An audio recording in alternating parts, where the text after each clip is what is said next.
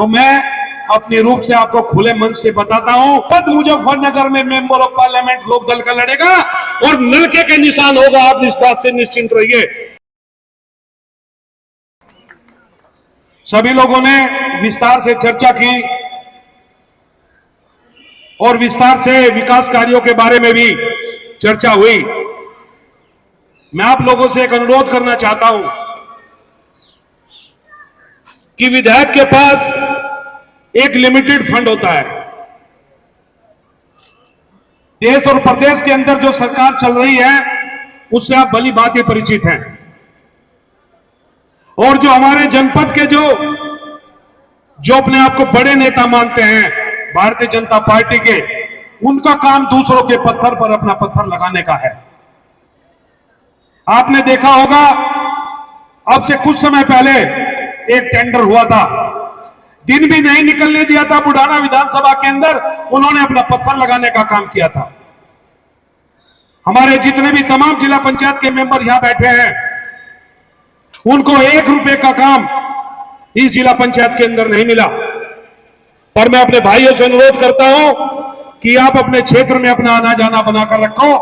कोई बात नहीं, काम तो कम भी हो जाएगा। सब लोगों को जानकारी है कि आपको विकास कार्य में आपकी भागीदारी नहीं की जा रही है। विधायक जी ने बहुत ही प्रशंसनीय कार्य किया है। कुछ लोगों को जानकारी नहीं होती, उन्होंने अपने जितने भी कार्य थे उनको सार्वजनिक रूप से आपके सामने रखने का काम किया है। बहुत बड़ी बात है। और एक जनपद के अंदर एक बहुत बड़ी भ्रांति चल रही है।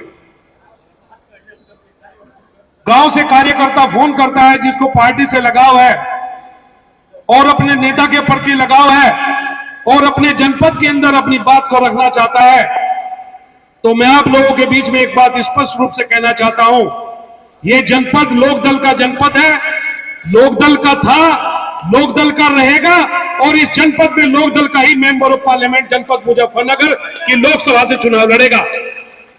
क्योंकि पिछली बार हमारे नेता स्वर्गीय चौधरी अजीत सिंह जी जनपद मुजफ्फरनगर से पार्लियामेंट का चुनाव लड़े थे, और जो प्रदेश और देश के अंदर ये बेईमान सरकार चल रही है, उन्होंने धोखे से उनको हराने का काम किया था। चौधरी साहब एक बहुत ही भले व्यक्तित्व के व्यक्ति थे। वो जनपद में किसी तरह का कोई बात खराब नहीं करना चाहते थे। उन्हें लगा अगर कोई बात खराब हो गई तो जनपद में इस तरह का माहौल हो जाएगा कि उसको कोई संभाल नहीं पाएगा। आप निश्चिंत रहिए, जनपद के अंदर 5 गठबंधन के एमएलए हैं और 4 राष्ट्रीय लोकदल के एमएलए हैं। तो निश्चित जनपद मुजफ्फरनगर में मेंबर ऑफ पार्लियामेंट लोकदल का लड़ेगा और नलके के निशान होगा। आप इस बात से निश्चिंत रहिए। रात दिन हमारे कार्यकर्ता, हमारे भाई चिंतित हैं, फोन करते रहते हैं कि जनपद में क्या होगा, कौन चुनाव लड़ेगा। तो मैं अपनी रूप से आपको खुले मन से बताता हूं कि राष्ट्रीय लोकदल का ही प्रत्याशी जनपद मुजफ्फरनगर में लड़ेगा। जो भी नेता का आदेश होगा, जिसको भी नेता टिकट देंगे, हम उसी को पूरी ताकत से लड़ाने का काम करेंगे। वो हमारे नेता का कार्य है कि वो उसको चुनाव लड़ाएंगे, किसको नहीं लड़ाएंगे। मैं प्रमुख साहब ने बहुत ही विस्तार से चर्चा की, किस तरह की समस्या जनपद के अंदर यहां है और किस तरह के विकास कार्यों को रोकने का काम किया जा रहा है। राठी जी ने अभी थोड़ी सी, मैं तो कहनी नहीं चाह रहा था, पर चर्चा कर दी। साउटू में चौधरी जैन सिंह जी ने, जो हमारी पार्टी के राष्ट्रीय अध्यक्ष है, उन्होंने अपनी सांसद निधि से एक स्टेडियम देने की घोषणा की थी और उसका फंड भी रिलीज हो चुका है। पर भारतीय जनता पार्टी की जो बेईमान सरकार चल रही है, वो इस स्टेडियम को लगातार निरंतर रोकने का काम कर रहे हैं। मैं इस मंच के माध्यम से कहना चाहता हूं, वो किसी के कार्य को मत रोके। वो पूरी ताकत में इससे ज्यादा शक्ति उनको कभी नहीं मिल सकती। वो दूसरे के काम को मत रोके। मैं चाहता हूं कि वो इससे भी अच्छा काम जनपद में करके दिखाएं। निश्चित रहिए, स्टेडियम भी वहीं बनेगा। कोई ताकत नहीं इस स्टेडियम को बनने से रोक दे। वो चौधरी जैन सिंह जी की सांसद निधि का पैसा है। अगर जैन चौधरी ने एक बार उंगली भी उठा दी इस जनपद के अंदर, तो किसी की ताकत नहीं उस स्टेडियम को बनने से रोक दे। विधायक जी, हम सब लोग निरंतर प्रयास कर रहे हैं, अधिकारियों से बात हो रही है, उसका टेंडर भी हो गया है और जल्द ही आपको पॉजिटिव सूचना मिलेगी।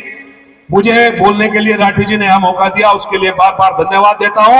आप सब लोगों का भी हृदय की गहराई से आभार व्यक्त करता हूं और विधायक जी का भी धन्यवाद करता हूं कि उन्होंने जो ये परिपाटी डाली है बहुत अच्छी। मैं अपने शामली के विधायक प्रसन्न चौधरी जी हैं, हमारे भाई अशरफ जी हैं थाना बोल से विधायक, उन्हें भी इस बारे में विचार करना पड़ेगा। धन्यवाद। जय हिंद, जय भारत, जय राष्ट्रीय लोकदल।